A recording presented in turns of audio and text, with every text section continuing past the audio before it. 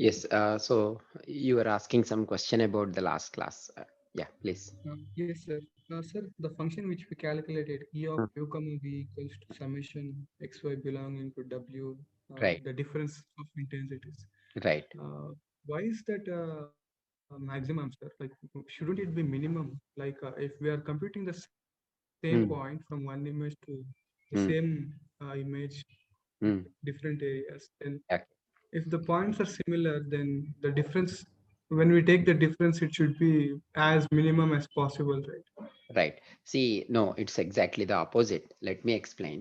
See, what is it that we are expecting? Suppose you are maybe let me take advantage of some image so that it becomes easier to explain. Let's say here, okay. So assume that you are considering this corner point. Okay. So sorry, I didn't draw properly, but hope you could see this corner point I referred to. Now consider Yes, a sir. patch there around that point. Okay. Now suppose I made uv is telling you the incremental displacements you are giving, very small displacements that you are giving to this patch in x and y direction. Suppose if you are so assume that there is one patch initially, the second patch where you moved it by infinitesimally small or a pixel wise distance of u and v in the x and y direction. So suppose if it is a corner point, do you expect the square of the differences between these two patches to be high or less? No, now is it clear? That's okay. But now you think there is a point here, there is a patch here taken. Now even a slight movement of this patch. See, the idea is then only it is very discriminative. In whichever direction you are making a slight move, you could make it distinct. Or maybe let me ask a very contrary question. I have a uniform region. Okay, everything is same intensity. Now there is a pixel, there is a window I have taken there. I move it Mm. incrementally now. What do you expect the difference to be? Minimum or maximum? Sum of the squares of differences. It's a uniform region, whole thing. You slightly moved the patch. Do you expect the different square of some of the squares of the differences to be what would be the value if it is the same constant intensity? Zero, I guess. That's right. So now it's exactly the opposite case. What you are expecting for a key point is this is unique in its surroundings. So if you make even a slightest move from there, it shows it alarms you by a very large value there in terms of the differences. Is that making sense? Lit- Hmm? a little bit, sir. Mm. Okay. What is it that is not making sense? Uh, Sir, we are looking for that unique point. Hmm. The unique point will have its whatever frame we consider over there. Hmm. All those points will be almost unique because it's a specific corner, and we are trying to find the same corner at the same image. I mean, in the different image, slightly shifted image, but Right. a Yeah. little See, bit somewhere else. See, you are now moving the question to a slightly different one. What we are at this point discussing is given you are talking about the repeatability. Hmm. What I am first make it clear that repeatability comes only when this point, even a slight change, is going to give you a very significant difference there. Then only this point will be unique and you will be able to find out an exact match. So that's the whole discussion is about that only. For example, you see here any point that you consider along this, for example, the tree, what would happen there? This is all would suppose if you are moving there along that you with your u and v there, that value would be almost the same. So there is a maximum, then there Yes. is no unique mapping also. So you indeed expect this point. So for example, take a look at here. So there is a big jump here from as you move from that point to any other point. Of course, this value would be zero here because if you are keeping u and v to be Mm. zero, that's zero there. And from there, any move would shoot up your values. Also make a note that since you are taking sum of squared differences, this value can be only non-negative values only, either 0 or anything positive value, that only it can get. So we are discussing about, by the way, the corners. We would be referring the same thing interchangeably. We will be referring to the same thing by different names also. When we say corner points, when we say feature points, when we say key points, although in terms of its meaning there might be a slight variation, but we are going to use all these three words interchangeably. That's first one thing. Keep it in mind. Then, as we just now discussed, again, I purposefully ignored this W of XY term, which I thought first it is important to get an intuition for this equation, then followed by that you can do some finer changes to it. That's what W of XY does. I'll come to that a little later. But before that, as we just now discussed, you consider some point in your image or a pixel in a given image as a key point if it is unique in its surroundings. So any small shift would result, and then if you are taking square difference with its neighboring with the earlier one, if it is giving you a maximum value, then that's what would give you that's what you would consider as a key point. One illustration of that is here. U is your displacement along the x-axis, v is your displacement along the y-axis, right? This is your original patch. Then you are moving by 0, 3, 2 and all. So of course at 0, 0 you'll have 0 because you are taking the difference with the same patch there. Then you are moving it, and then that's what you would see here. And you would consider something as a key point when there's any slightest movement would give you this maximum of, you are making a displacement of u and v. Throughout the patch you take some of the square differences and compute that. Well, this is not the calculation that you would right away would like to do. And so then comes the kind of approximations we are all doing. For example, since we assume that u and v are small, we did this derivation step by step in our previous class, but I would quickly go through it now. I of xy plus dou I by dou x into displacement in the x direction plus dou I by dou y into displacement in y direction. And of course the second order components I'm not writing it anymore. So you substitute here, you got here, then this I of xy and this would cancelled out. Okay, this of course if I had wanted I could write this in the different sequence also. I of x plus u comma y plus v minus I of x comma y, that also I could have written. So this is the expression I got there, which I could see it. We have seen it in at least three different ways. One is as a scalar quantity, where in terms of u and v, it is like a u square plus b times uv plus cv square. That's what the resultant summation that you have inside. And then this summation you could write it individually, where you could embed it within a there, summation of the whole stuff. So if you consider a constant value there, then you could think of it as an ellipse, okay, where throughout the contour you have a constant value.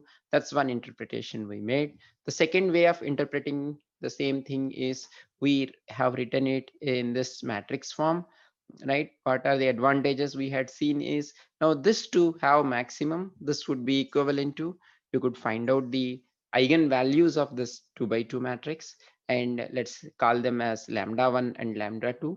We figured out with the careful analysis in the last class that if lambda 1 and lambda 2 both are large and roughly equal, that is when you are going to hit a corner or a point which is unique in its surroundings. In other words, that's what we figured out.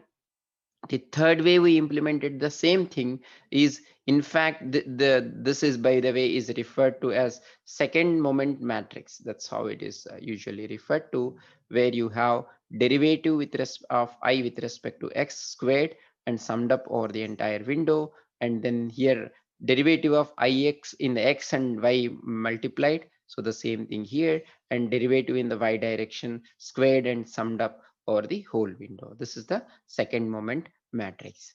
We and you could it's not difficult to see here the same thing. You could write it as gradient of I multiplied with transpose of gradient of I. This gradient of I is not new for us. We have seen it earlier itself in the edge detection. So that's another interpretation you could see. For example, you have Ix, Iy, you multiply that with Ix, Iy. Okay, so you could figure out here, suppose if you have an edge in the horizontal direction, that's when you have, for example, in the y direction, you have a gradient there, and vice versa for a vertical edge. So if there is only one, the other would be will have a negligible value. Because of that, the whole thing would come down from this multiplication you could see. And so you would expect both Ix and Iy to have a larger values. And now again, combining the interpretation we had in the for a scalar representation of this energy function and this vector, we had seen that in fact this would be equivalent to a rotated ellipse. That's how you could see in terms of writing it in terms of its eigenvalues. Okay, and so this, when it is having non-zero, all four elements being non-zero, still you could write it as a diagonal matrix using matrix operations like singular value decomposition, and they would give you the eigenvalues. And we also figured out the relationship between these eigenvalues and the ellipse. For example, the major axis and the minor axis of this ellipse can be given by 1 by square root of these eigenvalues. Okay, and this rotation matrix would give you the orientation at which this edge is. So those were the what we discussed. And then another very important contribution of this Harris corner detector paper is that you don't in fact have to explicitly compute the values of lambda 1 and lambda 2.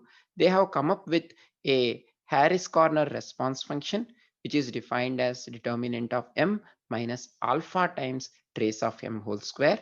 You know that for any given 2 by 2 matrix, this determinant is easy to compute, just simply AD minus BC.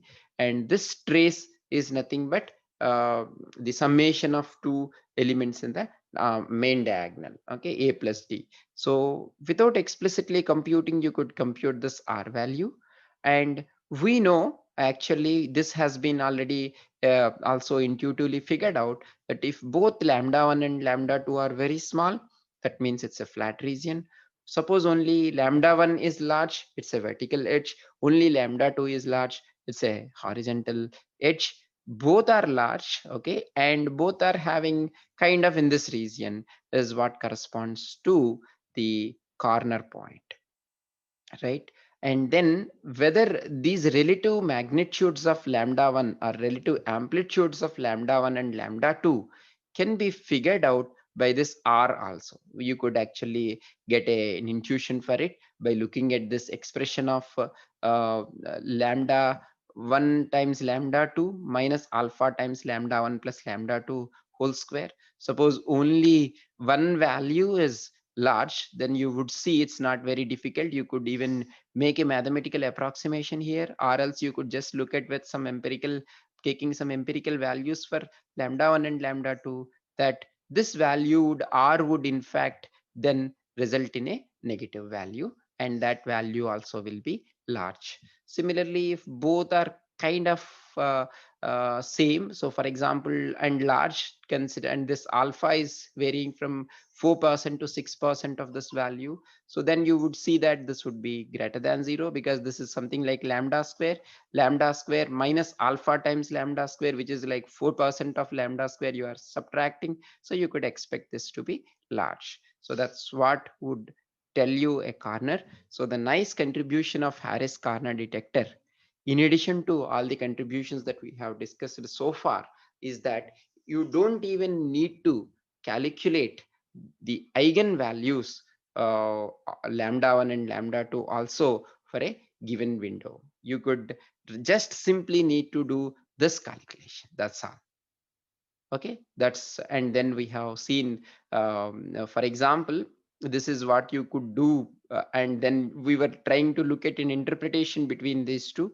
You take a region where it is uniform, and then if you plot u and v, this is how it looks like. And then we are trying to make the same inference. Suppose if you are computing the summation of gradient of I multiplied with the transpose of that gradient, you would get their lambda 1 and lambda 2 values to be very small. And that you could relate it that there is almost a flat region here. Whether you move this pixel slightly this way in any direction around this, you would not end up with a drastic difference in intensities. Then something else you considered here is along the edge. Okay, again, if you compute this furthest window, you would see that lambda 1 is very large, whereas lambda 2 is very small. And if you look at now, you take all possible values of, by the way, while implementing, you never do it. We are doing it here to give you some inference. That's all. Keep that in mind. This is what we would be doing while you are using the Harris detector. Okay.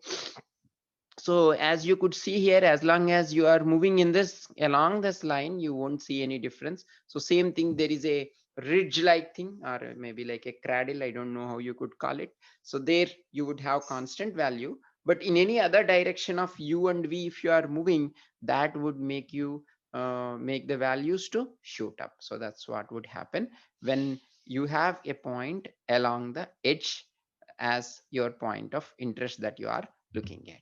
Another point, suppose where there is a high textural changes, this could have been true even if I have considered a corner point, which is nothing but a junction of multiple edges.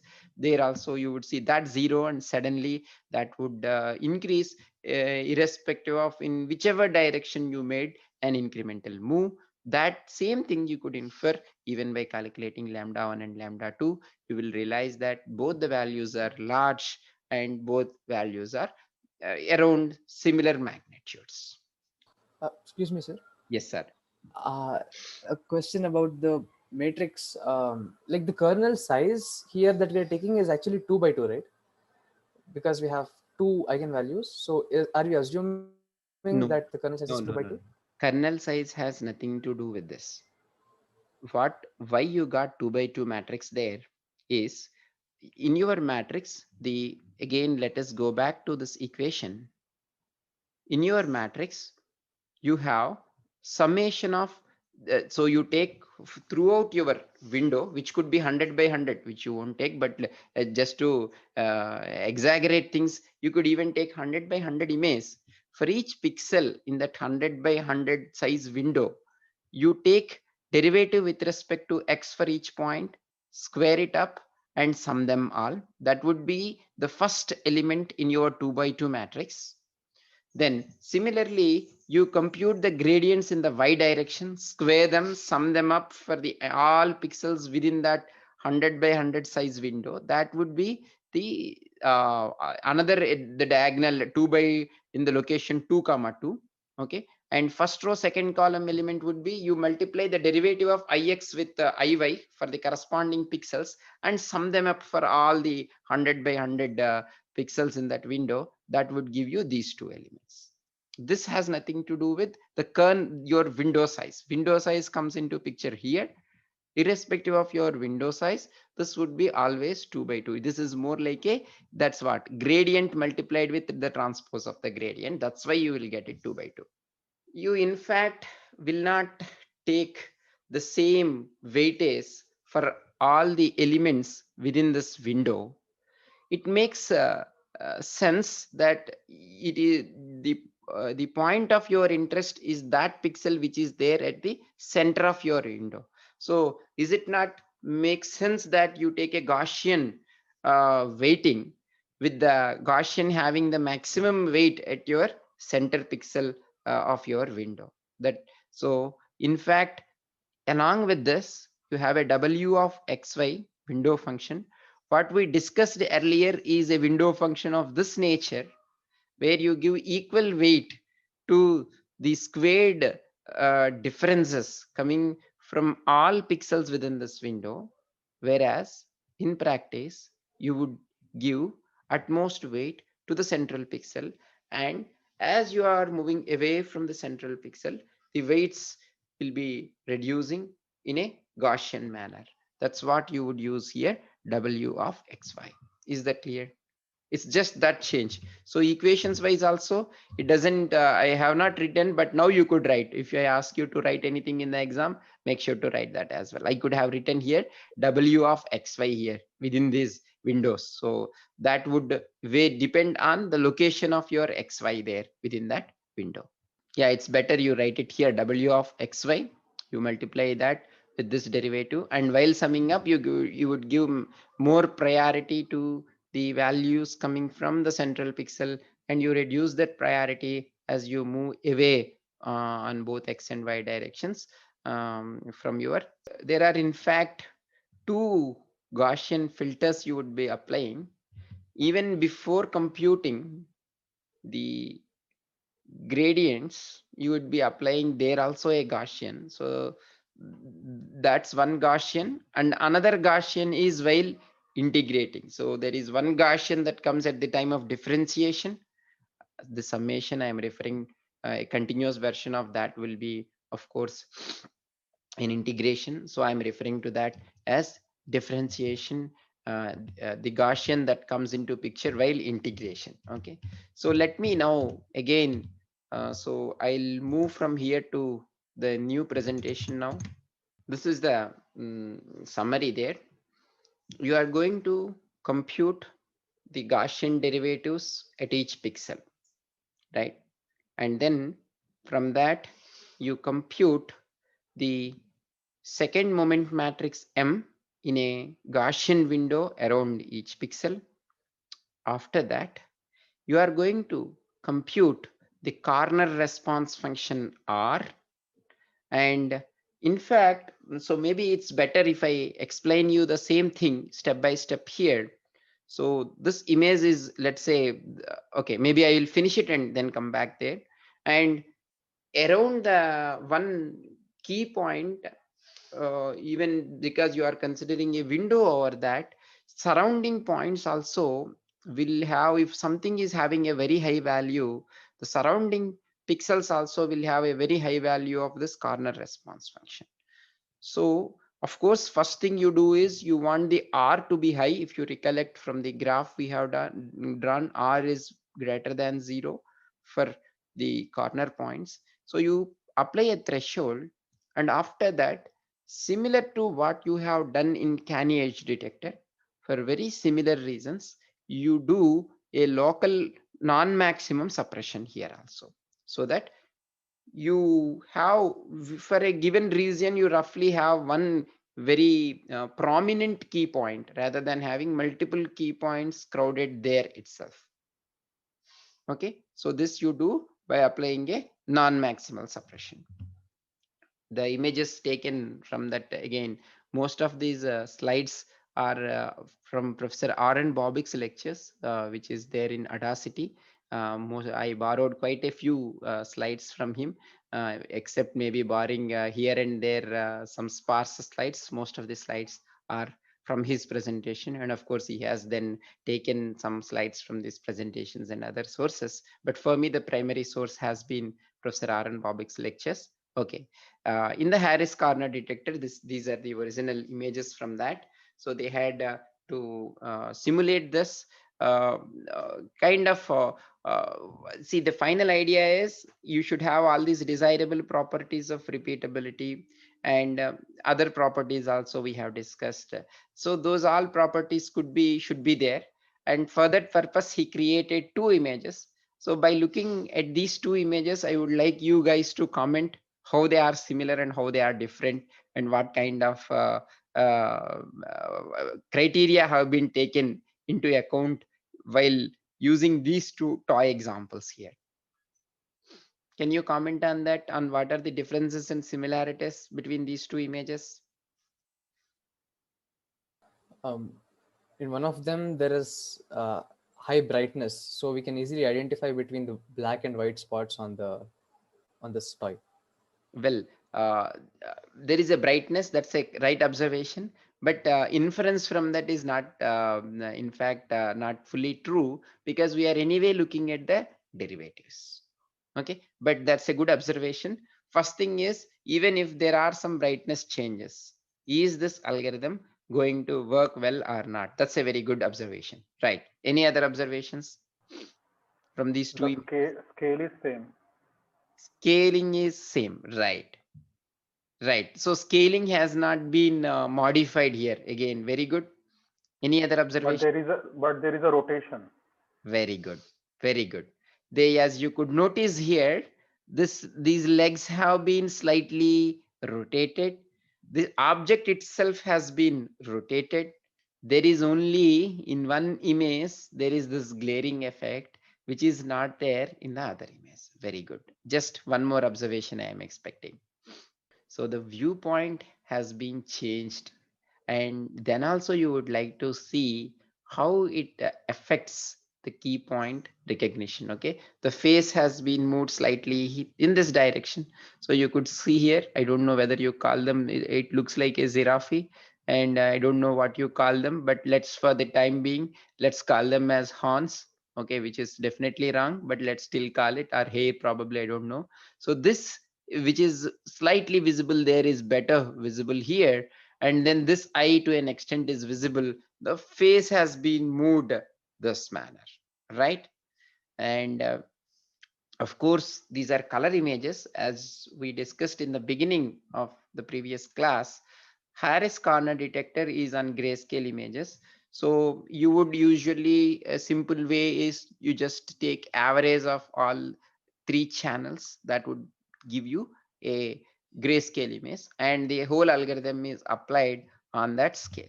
Okay, so on that, now all you need to do is you apply a Gaussian filtering, right? And you use another Gaussian value for your summation while you are doing summation, and you compute the ix, you compute the iy, you compute one more matrix which is a result of ix and iy. Then you take sum of ix square iy square, sum of ix iy, you sum all of the three. It's very simple of making from the same matrix, you could compute it. This you do. So even if you consider a 100 by 100 image, 10,000 times you need to find out eigenvalues, and that again would involve computing square roots and other stuff. If you remember the way we compute the eigenvalues, which is going to be expensive. So that's why this R corner response function is computed. Well, I think here from the image I could infer the kind of color mapping that they used is blue is zero kind of stuff or low value, and red being very high value. So what's the after computing the corner response for the given image, what's the next step now? What's the next step? thresholding, sir. Right, you apply threshold and you end up with something like this. So these all pixels are corresponding now to corner points which you don't want. So again, now you have written, who assume that you have written already non-maximal suppression algorithm for your canny edge detector. Use the same thing here, and locally whichever is having maximum intensity. Okay, so that again, that intensity you need to see from here.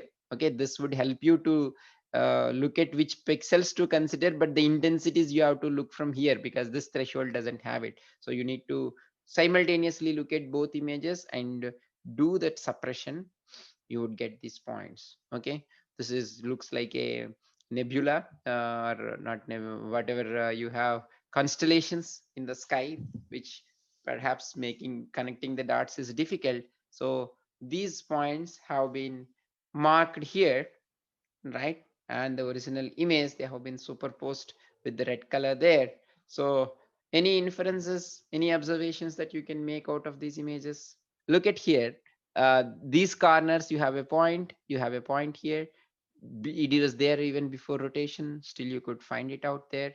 And again here you could think even a slight change in its position could give you, so that has come out here, but as you rightly mentioned, that is missing here, but that's okay. Some, as long as you have reasonable number of points, that's good enough. Why is it so? You would see later in due course of time on how you find out mapping. And then this glaring has given you some key points, that glaring is not there. So you haven't got anything, rightly so, because the content is slightly different. And despite of these intensity variations, it was able to do a very good job. Look at here, even in the places here, there are quite a lot of corresponding points on both the images. So this has in fact done a very decent job. Okay, again now we are going to look at these properties in more detail, proper one property wise, individual properties wise. So just before that, again let me give you this is, I think, if I remember correctly, from Forsyth and Pong book I have taken this slide. So where it is the process, because you might be getting the third programming second programming assignment, we will be uploading it by mostly by tomorrow. This is for the third. You will have Harris and maybe Sift also. For that, since this might help you, I kept this slide here. So you need to filter the image with a Gaussian. Then the same thing, I'm repeating the whole stuff same. So function of first you compute the derivative of that, and in the x direction derivative with the in the y direction. Okay, the same thing here, slightly in a different format. Okay, so there is a differentiation scale, you use one sigma there, and there is another sigma while you are summing up things. Okay, these are the two things that you would take there. Okay, this is again the same steps. So this is usually in order to just have like mention it in terms of just one parameter, integration sigma. So you need to choose the variance for two Gaussians there. The integrating Gaussian is equal to gamma times the differentiation variance, standard deviation, because there is no square there. So gamma and on one parameter you would choose, and those are the only two variables you have to choose, and of course along with the window size. That's all. Okay, so before we take a detailed look into what Harris corner can do and where it perhaps fails, or not perhaps, it indeed fails in certain cases. Before that, let me just highlight here that there are quite a few variations that have been proposed to this Harris corner detector. For example, yeah, there is some, instead of looking at both lambda 1 and lambda 2, so that you could avoid computation of the eigen eigen values explicitly, the one thing that Harris paper has proposed is that response function R, okay, determinant minus that gamma times the square of your trace. Another one is there is one another criteria proposed in this paper by Shi and Tomasi in 1994. I think it's in computer IJCV. So that's based on looking at minimum value of lambda 1 and lambda 2, and for that they have a certain process.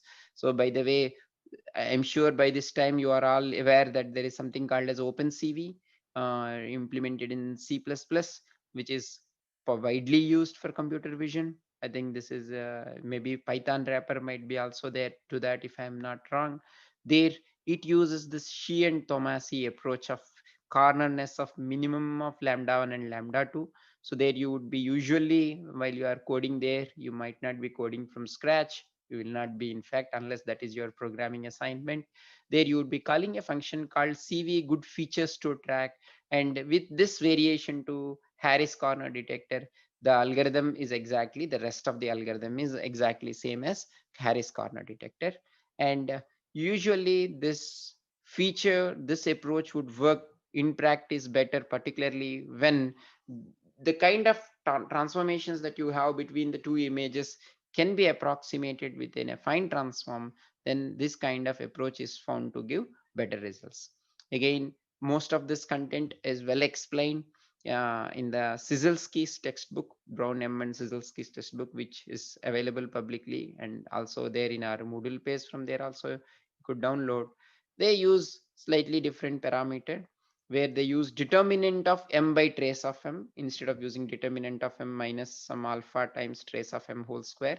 So rather they found that this would give you in certain contexts better results than that. And of course there are many other variations to the kind of approach that you would use. It is enough for this time being that if you know that that's not the only way of doing things there. Okay, so with that, now for next 10-15 minutes, let's take a look into some of these properties of this Harris corner detector. The first question for you is, suppose in your image there is an image A, okay, where I'm let's say you have taken my image itself, and then in the image B, for some weird reasons, I just rotated my head there, okay. Or more practical one could be, yeah, there is some scene you are capturing where things are moving, and that it could be a rotation there. What do you think? So here, when we are assessing the quality of it, what we are interested more here is the repeatability. That's what we would like to take a look at. If it has given a key point, let's say at the end of my ear here, I rotated things there, will it still give the key point at the end of my somewhere around the contour, or somewhere where there is a change in the texture? So do you think this Harris corner detector is a good detector when there are rotations of the object in two images? What do you think? And justify your answer. Like when we take the kernel, Hmm, um, it takes the area of a certain region, so right. it technically it doesn't actually look at a direction, or take the account into direction, take the direction into account. Excellent. Very good. Say you are over a window, you are applying just a Gaussian, and then you are taking summation over the entire window. So it doesn't really matter. You consider an object is like this, and the same object in the other image is like this, but the net result of your lambda 1 and lambda 2 would be same, except that the if you recollect the matrix that you got using SVD or similar approach, you could write it as R inverse or R inverse, where that R is going to give you the rotation. Only the rotation of that would change, but the eigenvalues would remain same, and you would eventually get the same point. Suppose if you get this point, the point here as the corner, of course you should be getting, and then you would be obviously getting the same point here also. So it does have rotational invariance to a very large extent. Okay, this is again from a paper in International Journal on Computer Vision 2000, Smith et al. They come up with an improved version of Harris, which is shown here in results in dotted one. Let's ignore for the time being that improved Harris, but still let's take a look into the results which are telling you about the rotational invariance. So just focus on this Harris for the time being, which is shown in these solid lines. On x-axis, they changed this rotation up to 180 degrees, which is pretty huge. Okay, and they are defining here a metric referred to as, I should not be calling it as a metric because more than one is there, a measure, okay, which is referred to as repeatability rate. Where how it is defined is possible correspondences. Okay, this cannot have more than one. Okay, sorry, this can be called as a metric. Anyway, that's a detail. Possible correspondences divided by the actual number of correspondences. So in one image you got some 100 points here.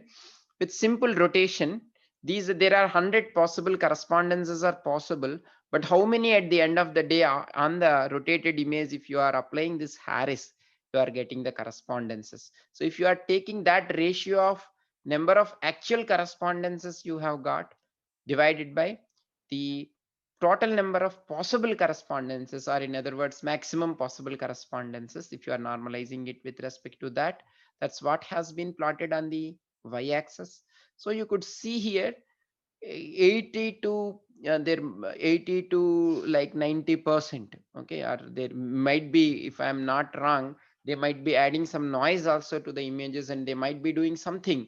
Otherwise at zero they should be getting one, or maybe not, because they started drawing it from rotation of 10 degrees, I think. Otherwise this might come from one here if they are not adding noise, and if the image is same. But the message here is, look, 80% of the points are same in both the images, despite bringing rotations up to 180 degrees, which is which is very impressive, is it not? By the way, this is the paper, evaluation of interest point detectors, from where we are taking These results, the result just now we showed, and the results after that. If you are interested, you could go through that paper in more detail. But for now, we would move to another thing. How about bringing changes into the intensities? How do you think it will cope up? Whether it will cope up or not. So let me even be more specific. Suppose if I have an image, okay, whose intensity ranges from 0 to 100. Now I created another image where I added, let's say, an intensity of 20 to every pixel. So this is additive way of adding, bringing the intensity changes. Do you think Harris Corner detector can cope up with that? Justify your answer. Yes, sir. It will cope up with it because we're taking the derivative, and the derivative does not take into account the average Perfect. intensity. Perfect. So when for example, you are computing the derivative in the x direction, it's I of x plus 1 minus I of x. Okay. And since you added everything incremented by the same value, the difference would remain same. So if the intensities that you have added or the change is constant over the entire image, it should and it will um, cope up with it and give you the same key points. Now the next question to you is, I have an intensity value, every value of I is now made alpha times I. Okay. Now I made a multiplicative change. Okay. In the intensity profile. Suppose earlier I have 100. Let's say I'm multiplying it with 1.2, or maybe to keep things simple. Let me make it as 2. 2 times I'm multiplying it 2. 100 has become 200. 10 has become 20. Do you think Harris Corner detector can cope up with this? If not, it cannot cope up. What, why it cannot, and what can we do something about? It can cope up, sir. If needed, we can decrease the threshold, sir. Thresholding. Very good, very good, excellent.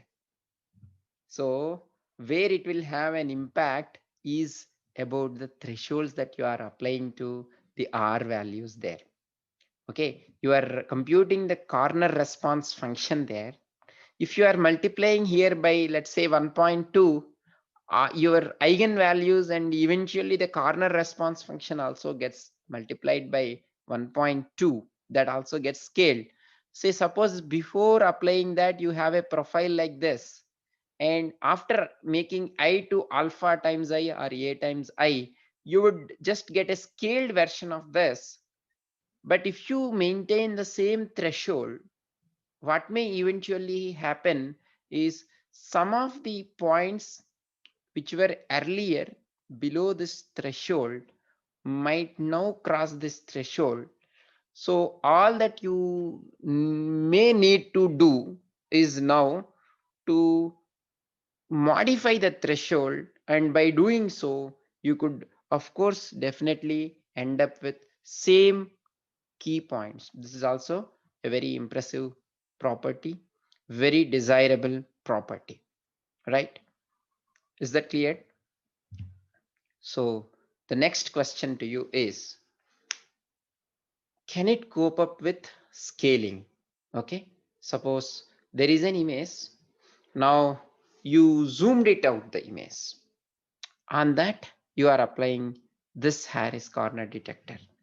Do you think it can cope up? Answer is there in this picture. From there you can tell. The answer is already there. Yeah, of course, no invariant to image scale also I have written. But by looking at the image and that explanation, tell me in your own words whether the Harris corner detector would be able to cope up with scale changes. So initially, this is what I have, is I zoomed out and took another picture. So then this is what I would be getting the image. Now you tell me, can Harris corner detector cope up with this? It can only detect the corners that depending upon the kernel size. Hmm. So if the corners are small enough to fit into the kernel size, then it will be detected. Else, it won't be. Right. Uh, yeah, your answer does have something what needs to be done in order to make the way, in order to, in what way should we modify the Harris corner detector such that it can be able to deal with scale changes also. See here, before coming to that, let's go step by step. You look at here, this is my window size. Okay, now wherever I look at here, this is just an edge, there is no corner here, right? But if I take a zoomed version and use the same window here, then this turns out to be a corner. So while it gives you a corner here, it doesn't give you any corner point here. At most you have all these edge points only. So the question for you for the next class is, I want to modify this Harris corner detector in such a way that it can detect, let's say, a corner point here as well, this point. Okay, it should be somehow able to detect this point, and when I give this image, this should be able to detect again this point. Okay, so what is it that you want to modify? I would tell you, you have the freedom now to modify the kernel size. Now you think how you could achieve it, in what should be the what should be the steps in your algorithm, such that a corner, you can get a corner point here in this image as well as in this image. That's the question for you for the next class on Wednesday. So I will leave you here with that question. And if you have any quick questions, you could ask now. Not on how you do it. Keep your answers with you.